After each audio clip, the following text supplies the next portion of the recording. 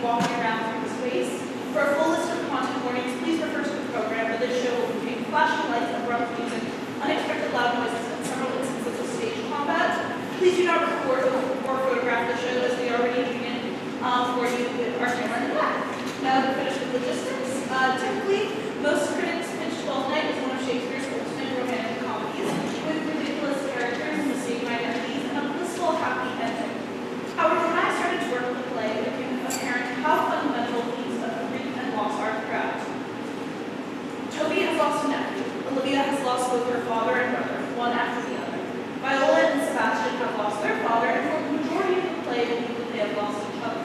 The whole of Illyria is obsessed with grief and consumed in mourning, whether or not they have directly lost someone. And yet we laugh. Twelfth Night is a comedy that could easily have been a tragedy. The grief that Olivia, Sebastian, and Viola all experience is mediated through the lens of humor, a position that I hold very close to my heart. All the characters utilize humor to give themselves hope and work through their troubles, leaning on each other to move through spaces of mourning and loss. Grief transforms a person, but it can also consume that same person. Finding joy and humor is a way to combat the hopelessness that can come by living through the field. So I invite you to laugh and find joy in this performance. Find hope and happiness in the laughter of the people around you and your own. Directing this version of Twelfth Night has been one of the most rewarding experiences I have had for Mawr. From the very beginning, our actors have brought all their creativity, energy, and passion to the show. They seized upon the admittedly complex concept of casino drag Twelfth Night and inserted their own ideas within it. I am so proud of them. It is really only because of them this production is anything at all. A few more things before we begin. Thank you for the Bryn English Department for helping us with funding and promoting our events. Thank you to our fantastic assistant stage manager, Steve, who's never short of a joke and always enthusiastic. Thank you to our lovely stage manager, Claire, who has constantly been a source of steadiness and commitment throughout the show. Thank you to our actors, our crew, all of SPT board, and to the general troupe for allowing us to bring so much laughter once again to this space. And thank you all for coming to the show, and we hope you enjoy. One final. Welcome to our area.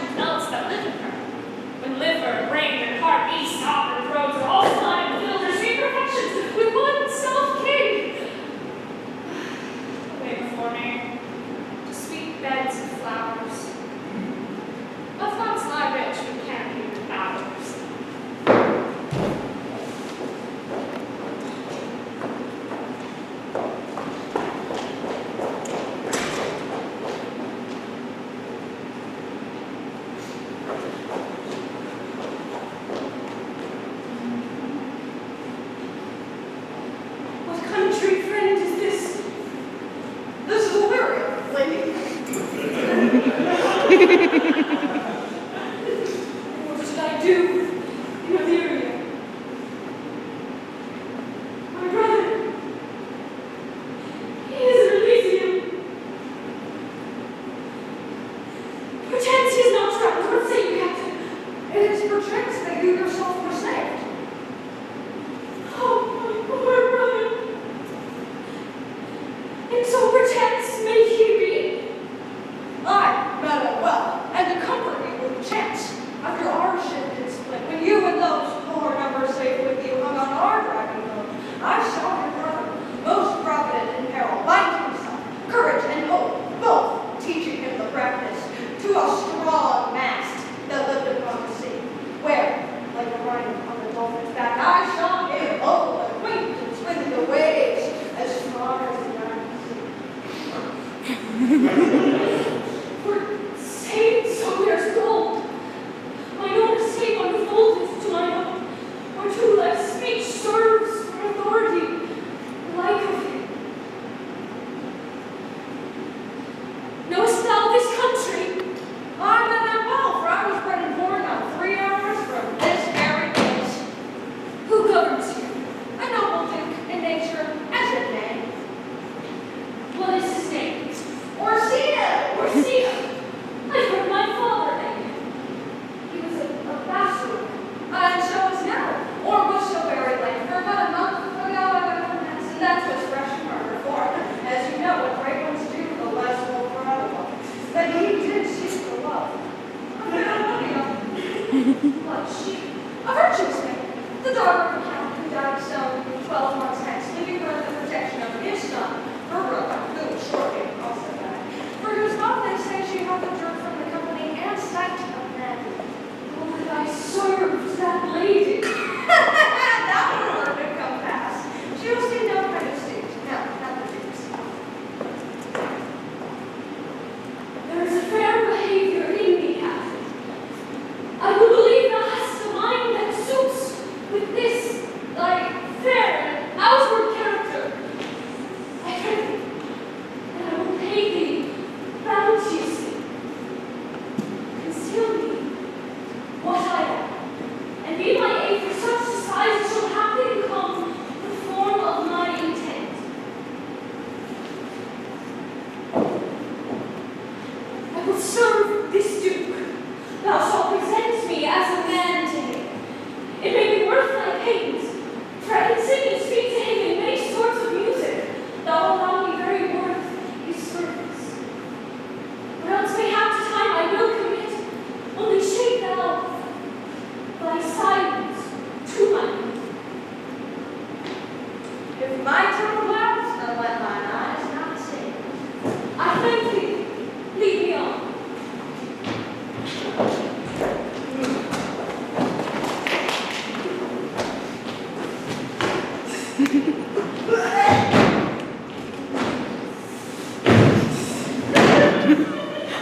What plague means my niece to take the death of her brother thus? I'm sure cares that me to life. I'm betrothed, Sir Toby. You must come in earlier nights. Your cousin, my lady, takes great exceptions to your ill hours. Why let her accept before accepted? Aye, but you must confine yourself within the modest limits of order. Confine? I'll confine myself no farther than I am. These clothes be good enough for me, and so be these boots too, and be they not. Let them hang themselves in their straps. That coughing and drinking will undo you. I heard my lady talked of it yesterday, and of a foolish night you brought him one night here to your lure. Who did it?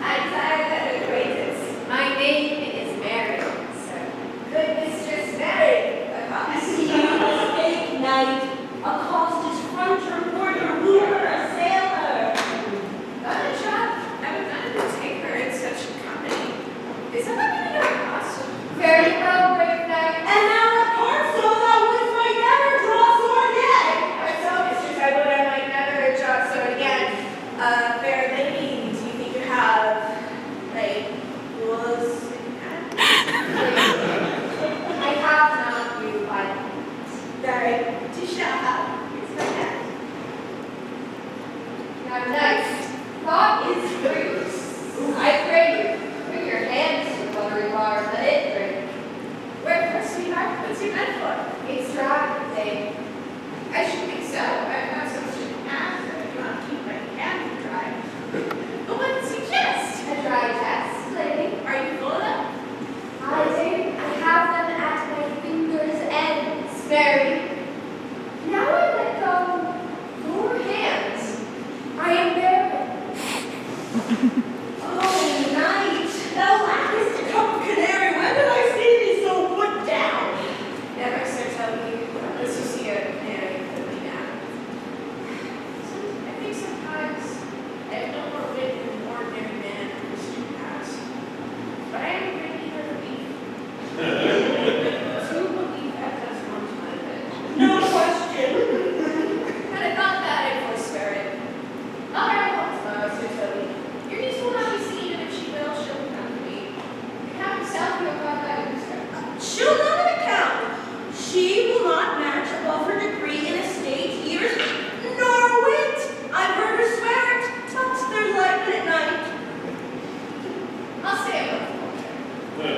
I am a fellow with a strange mind of the world. I delight in masks and revels sometimes, altogether.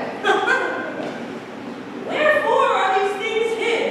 Wherefore have they a curtain before them? Why dost thou not go to church in a gallery and come home in a corando? Every walk should be a jig. Is it a world of thy virtues? And I did think by the excellent constitution of thy leg, that was forth by the star of a galleon. Hey, it's strong.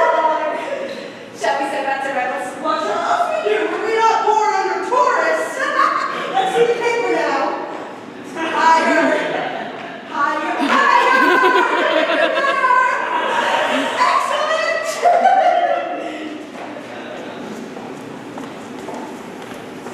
If the Duke continues these favors towards you, Cesario, you are left to be much advanced. He hath known you with 3 days, and already you are no stranger. You either fear his humor or my negligence, that you call into question the continuance of his love. Is he inconstant, sir, in his favors? No, believe me, I blame you. Here comes the Count. What's up, Cesario? Your attendants, my lord, here. Stand you a while ago, Cesario, thou knowst no less but all. I hope no clasp shall be look even of my secret soul. Therefore, good, address thy gate unto her. Be not try to access, stand at her door and tell her there thy fixed foot shall grow till thou hast audience. Surely, my lord, if she be so abandoned to her sorrow as it is spoke, she will never admit me. Be clamorous, and leave all civil bounds rather than make unprofited return. Say I do speak with her, my lord. What then? Well, then, unfold to her the passion of my love, surprise her with discourses of my dear faith. It will become me well to act my woes. She'll have tended better in my youth. I think it not so, my lord.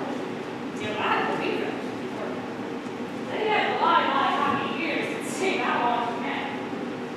Viola slip is not more smooth than Rubia's. Thy small pipe is as a maiden's organ, shrill and sound. All is assembly in a woman's heart. I know thy constellation is very apt for this fair possible wellness, and thou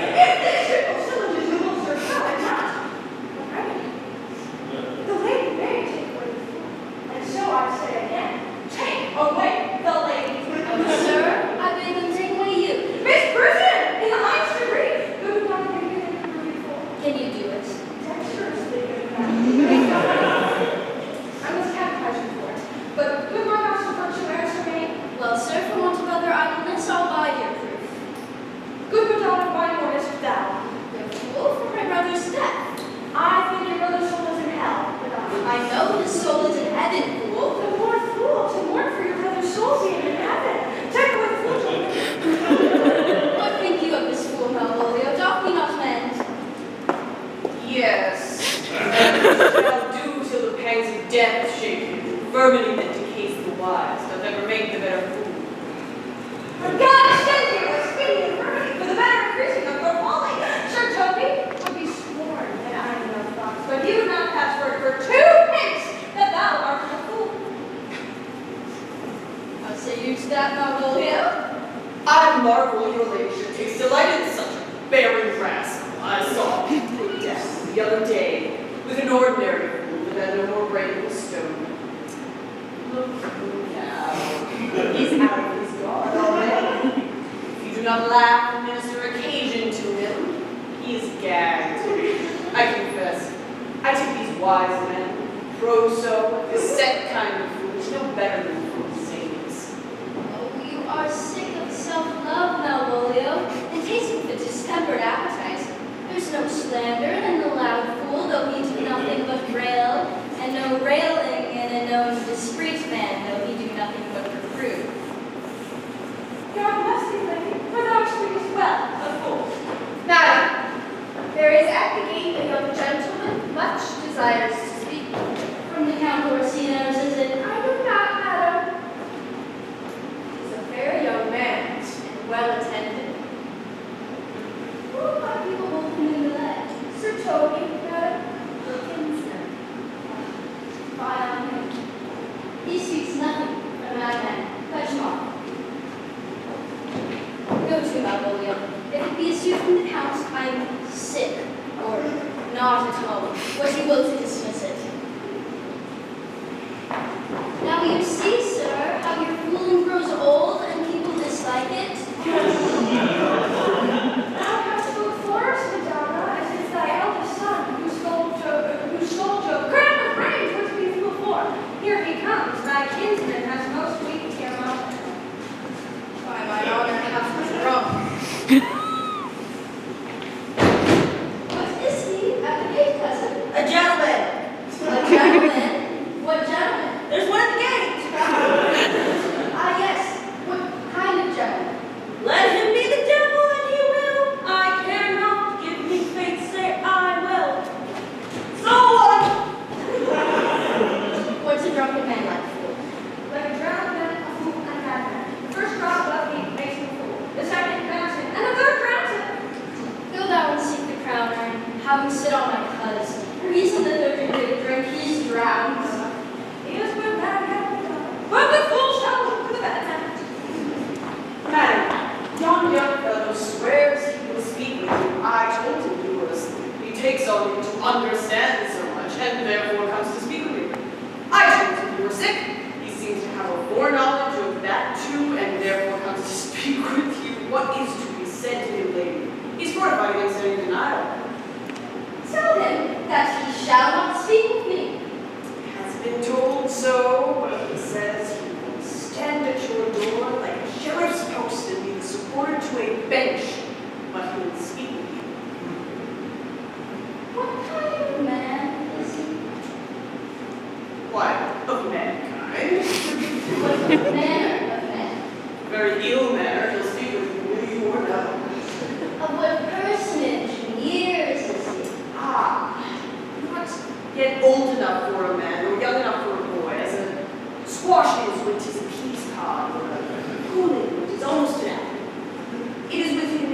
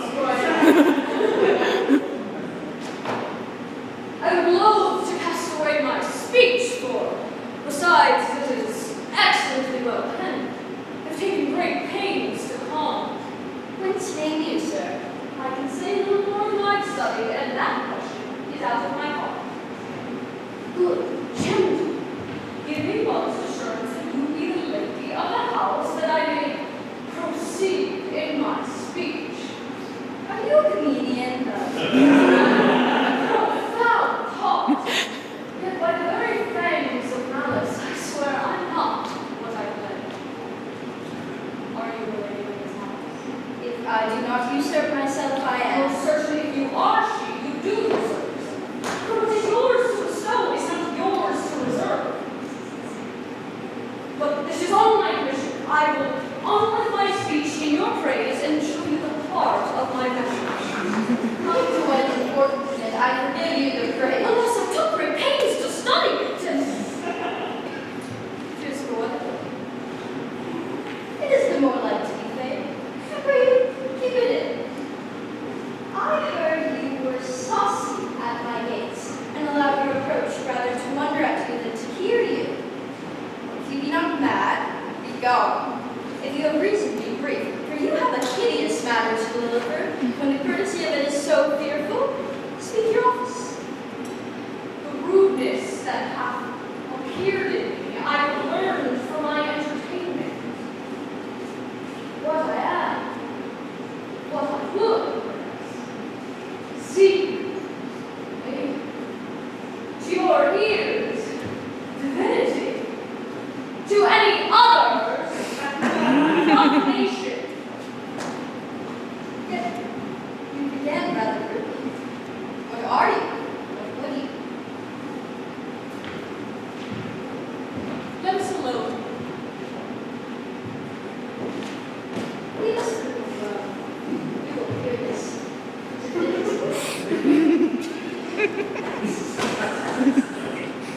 What is your text? Good lady. A comfortable doctrine, and much to be said of it. Where lies your text? In Orsino's bosom. In his bosom. In what chapter of his bosom? To answer by the method of the first is far. I have heard it already. It is heresy. Have you no more to say? Good madam, let me see your face. Have you any commission from your lord to negotiate with my face? But you are now out of your text, so we will draw the curtain and show you the picture. See, sir, such a one I was this present. Is it not well done? Excellently done. If God did all. 'Tis engraved, sir. 'Twill endure wind and weather. Beauty truly blends. Visage which is a sweet, cunning hand laid on. Lady, you are foolish seed alive if you believe these graces to the grave. Leave the world no confidence. Sir, I will not be so hard-hearted. I will send out diverse schedules of my beauty.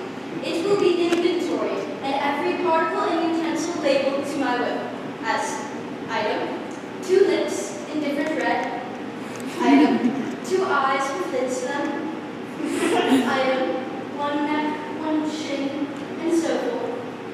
Were you sent hither to praise I me? see what you are. You are so proud. If you were the devil, you are fair. And Lord and Sir loves you. Oh, could such love be a recompense though you were crowned the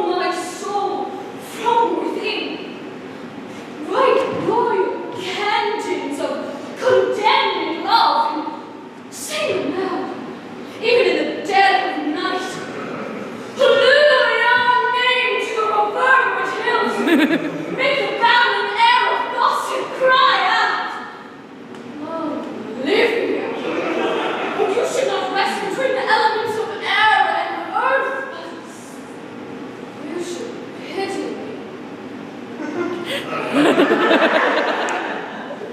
might do as much. What is your parentage? Above my fortunes, yet my state is well. I'm a gentleman. Get you to your lord. I cannot love him, let him send no more. Unless you come again tomorrow to tell me how he takes it. Fairly well. Love make his heart a flint that you shall love, and let your fervor light my service. Be drowned in contempt.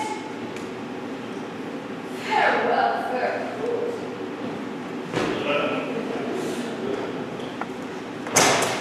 What is your heritage? Above my fortunes, yet my state is well. I am a gentleman. Oh, it's your thou art. Thy tongue, thy face, thy limbs, action and spirit do give thee fivefold blazing.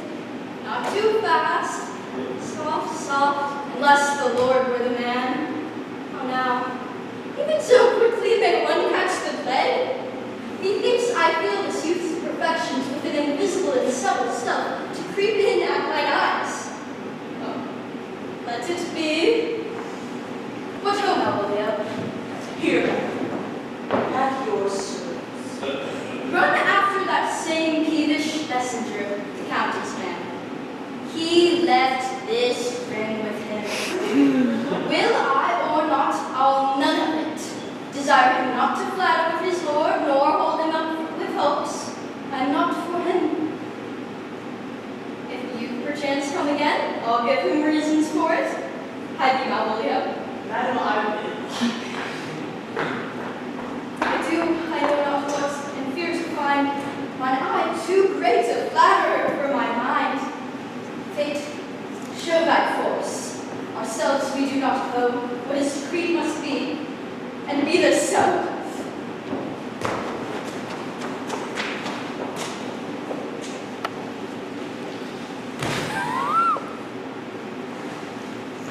Will you stay no longer? Or will you not that I go with you? By your patience, no. My stars shine darkly over me. The malignancy of my fate might perhaps distemper yours. Therefore, I shall pray with you your leave that I may bear my evils alone. It were a bad recompense for your love to lay any of them on. Let me know whither you are bound. No, sooth, sir. My determinate voyage is here extravagance. You must know me then, Antonio. My name is Sebastian. My father was that Sebastian of Messalina, whom I know you have heard of.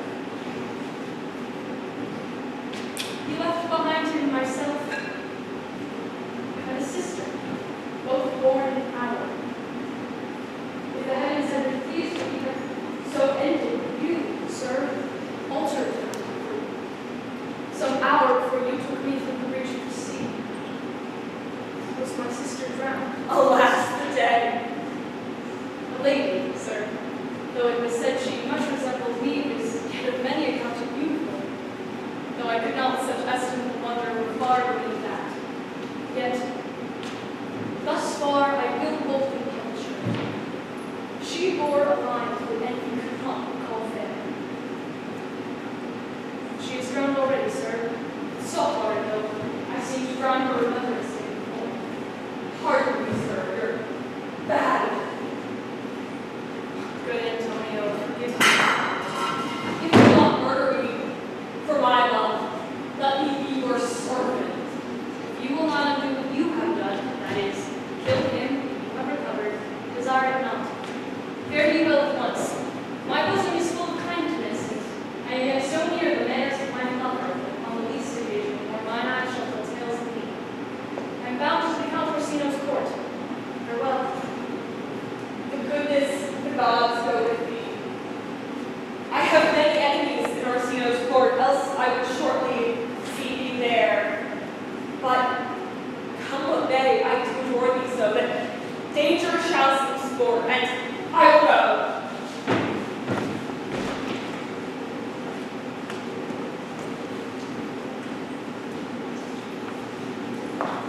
Were not you even now with the Countess Olivia? Even now, sir, on a moderate pace I have since arrived, but hither. returns.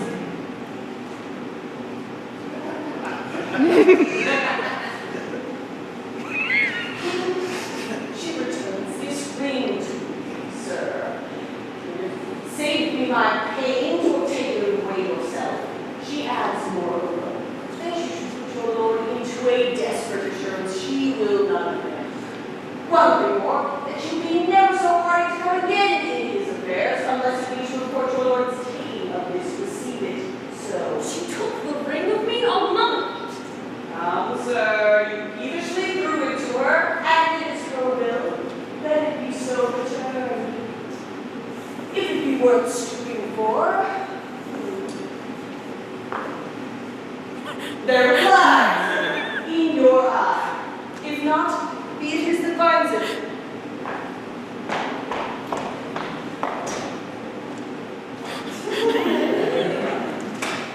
I left no ring of her.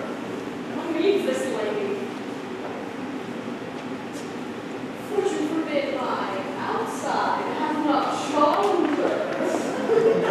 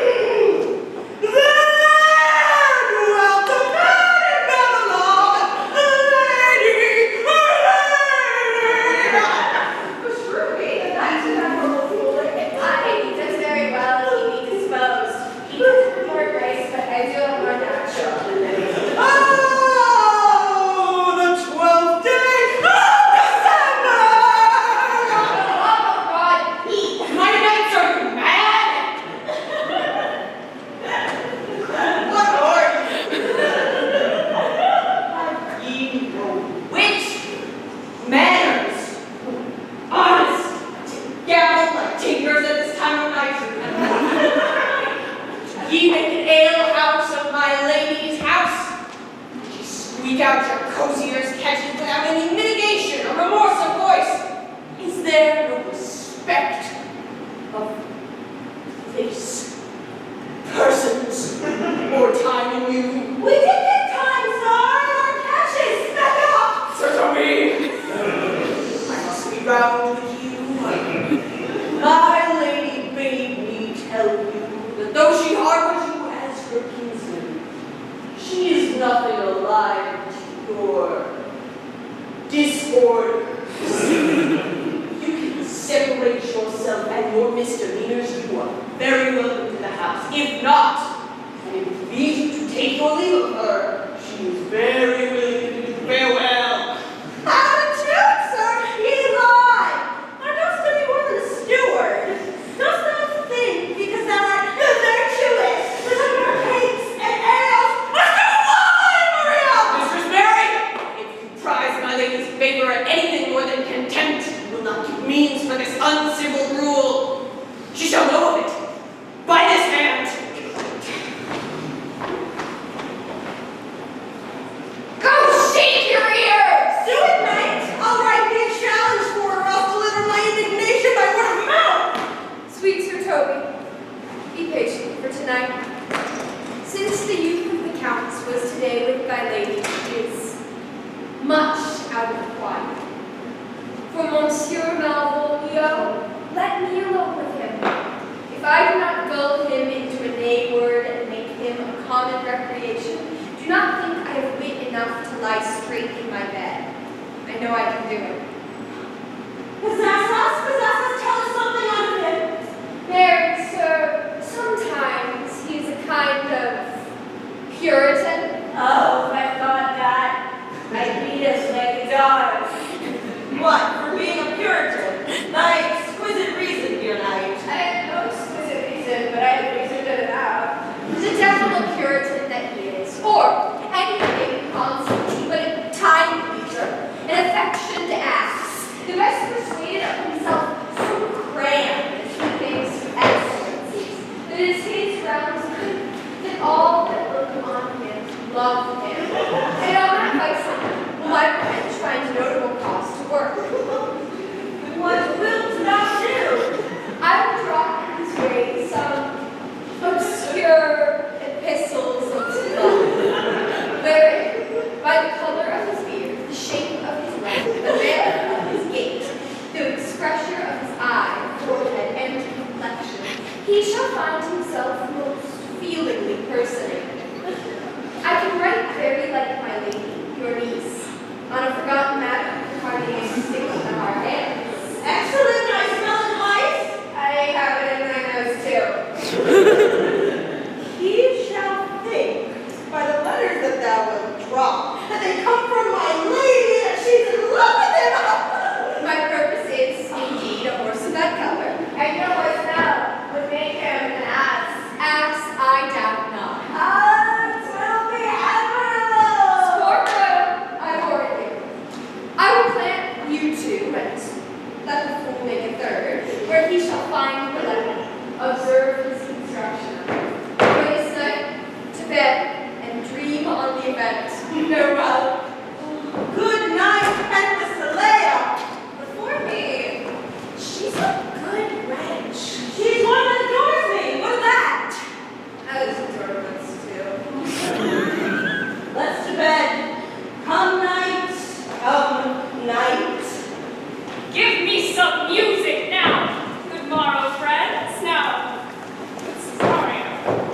What's that piece of song, that old antique song we had last night?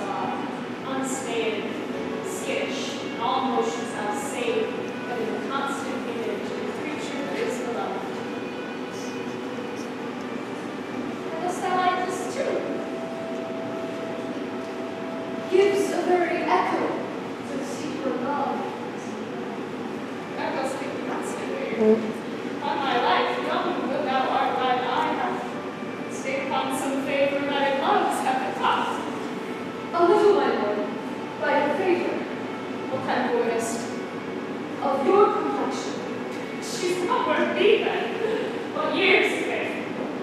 About your years, my lord. Too old, my woman.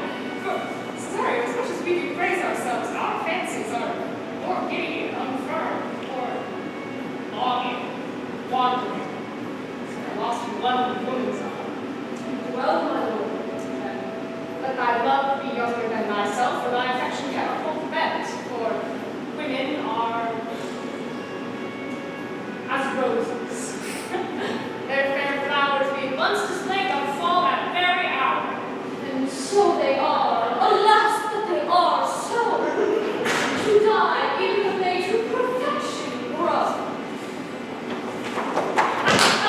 That's all. You had last night market Cesario, it's bold and plain, and it dallies with innocence and love like old age.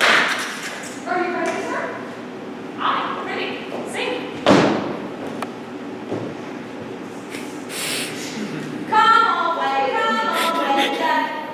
Instead, Cypress, let me be late.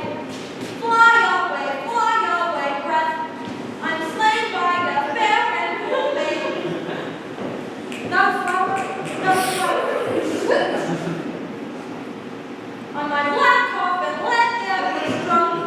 Lay me, oh there. Sad love never find my friend. Lay me, oh there.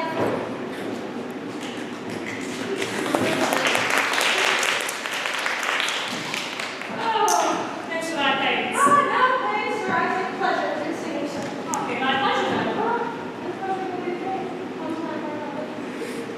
Did you now leave to be free? Now the melancholy God protect thee. And thy tailor make thy doublet of changeable taffeta, for thine line is very opal.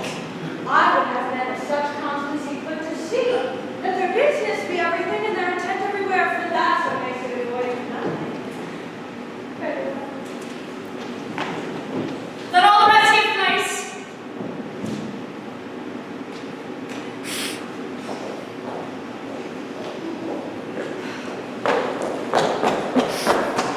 Once more, Cesario. If need to yon same song or music, tell her my love more noble than the world prizes not quantity of dirty lands, these parts which fortune hath bestowed on her.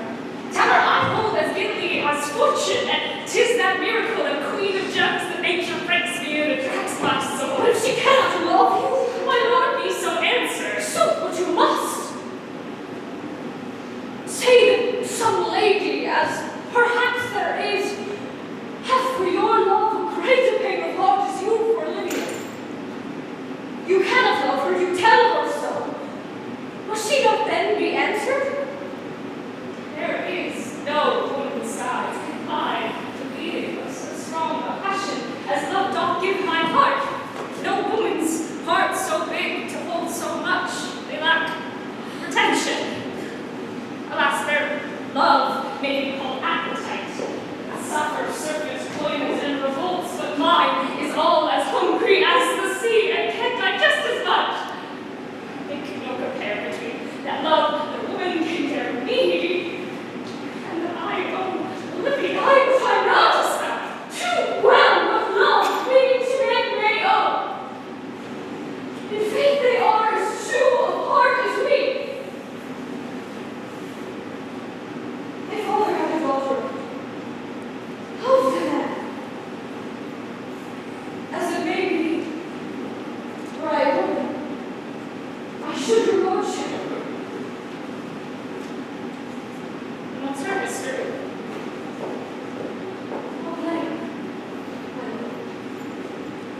She never told her love, but had concealment like a worm in the mud feeding her damask. She pined in thought, and with a green and yellow melancholy she sat there, patient, unwilling, smiling at grief. Was not this love indeed? We men live, sable, swear, love. But indeed our shows are much more than merely. For still we prove much in our vows. Little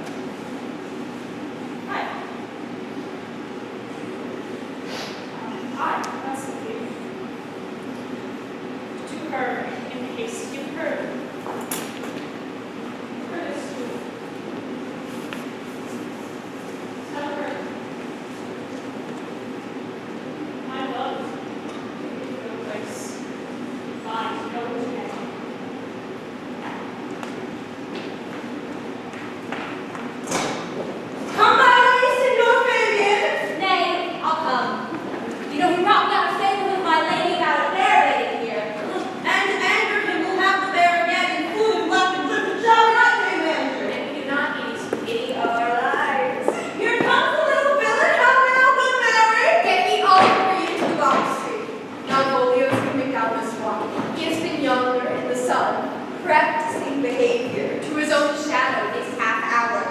Observe him for the love of mockery, for I know this letter will make a contemplative idiot of him. Close, in the name of jesting. Lie thou there, for here comes the trap that must be caught with tickling.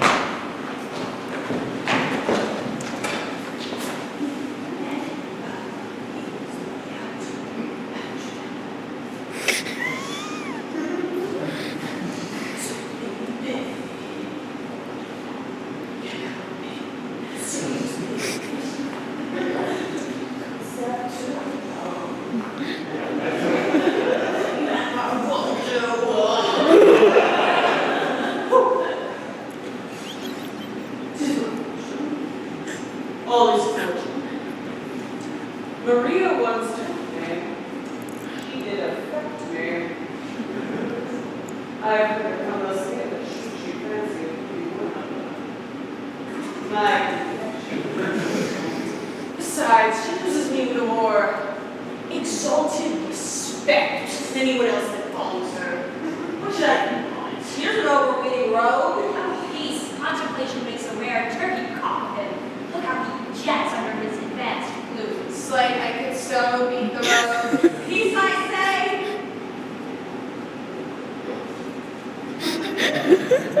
To be Count Malvolio. Yes, still have. Yes, still have. Peace, peace. There's an example for it.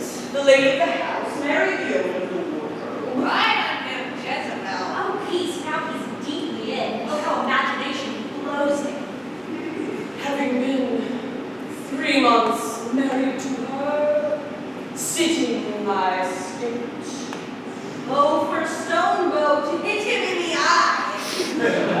Calling my officers about me in my branch velvet gown.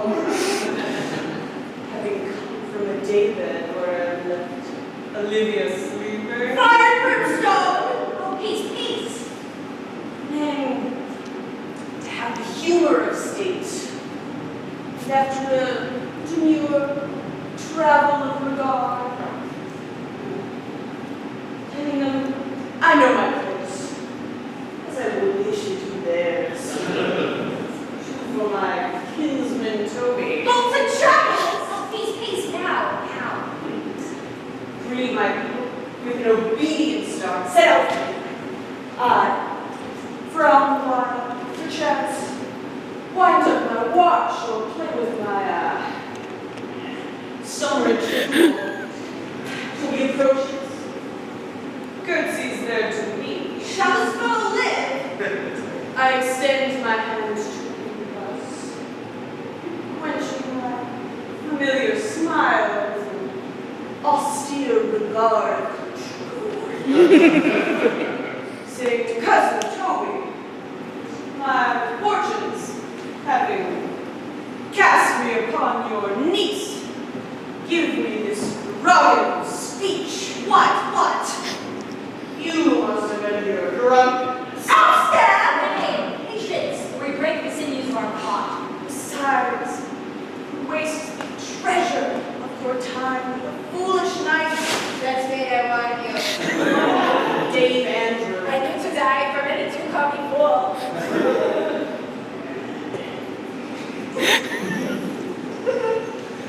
What employment have we here?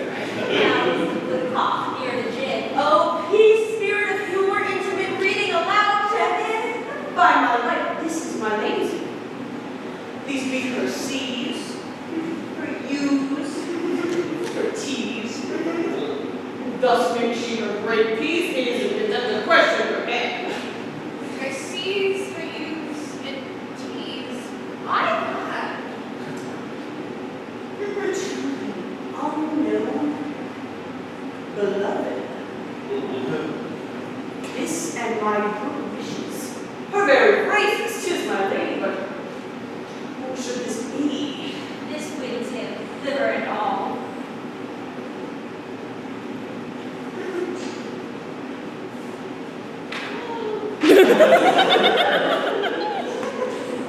Jove knows I love, but not move. No man must know. No man must know. Follows numbers alter. No man must know. This should be Malvolio. I may command where I adore, but silence, like a lucreous knife, bloodless stroke my heart of gore. MOAI doth sway my life. Use Giovanni. Excellent lunch, say I. MOAI doth sway my life. Nay, first let me see. What dish of poison has she dressed in? And with what wing does Daniel check set it? And command where I adore. Why should it command me? I serve her, she's my lady. There's everything, horrible capacity, and obstruction in this, but the end. To that alphabetical position portent.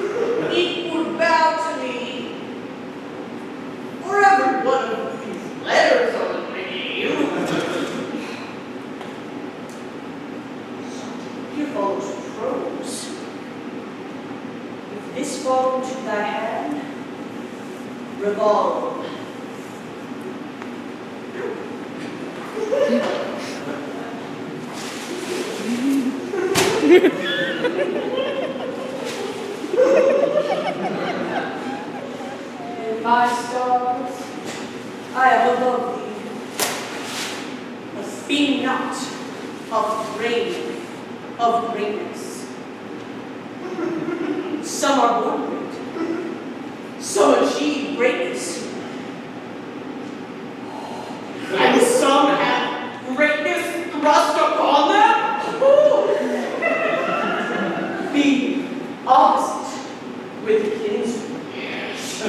Surly with servants, that thy tongue, tang, arguments of state, put thyself into the drink of singularity.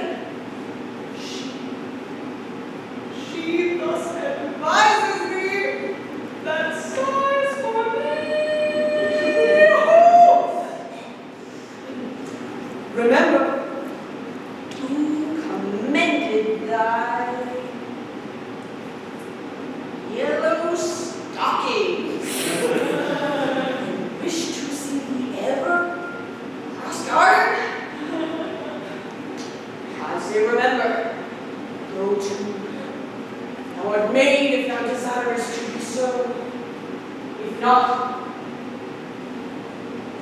receiving a steward still. The fellow of servants are worthy. Touch fortune's fingers off. Farewell. She that would alter services with thee. The fortunate unhappy. Daylight and champagne discovers my Mawr. I will be out. I will baffle Sir Toby.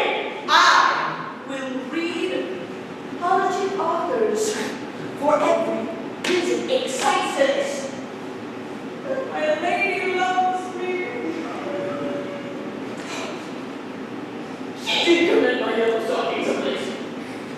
She did praise my leg being cross-gartered, and in this, she manifests herself to my love, and with a kind of injunction, drives me to these habits of her lady. Stars! I am happy. I will be strange. Stout. In yellow stockings. And cross-gartered. All that swiftness of putting on. Here's yet a postscript. Thou canst not choose, but you know who I am. If thou entertainest my love, let it appear in thy smiling. Thy smiles become thee well.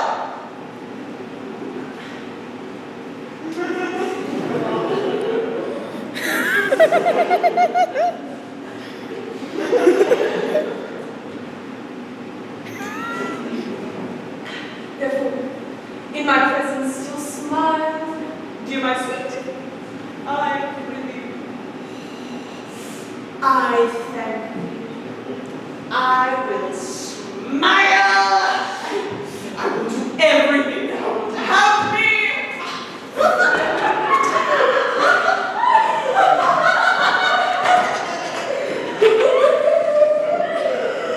Oh, I couldn't marry this one truest device. So could I too. Oh, and that's no other dowry but such another jest. Nor neither. Here comes my noble love catcher. Wilt thou set your foot on my neck? Thou hast put him in such a dream, though the image that leaves him, he must run mad. Nay, but say true. Does it work upon him like I believed Did it with the midway. If you had seen the fruits of the sport, mark his first approach before my lady. He will come to her in yellow stockings, 'tis a color she abhors, and cross-gartered, a fashion she detests, and smile upon her, which will now be so unsuitable to her disposition, being addicted to a melancholy as she is, that it cannot be terminated for notable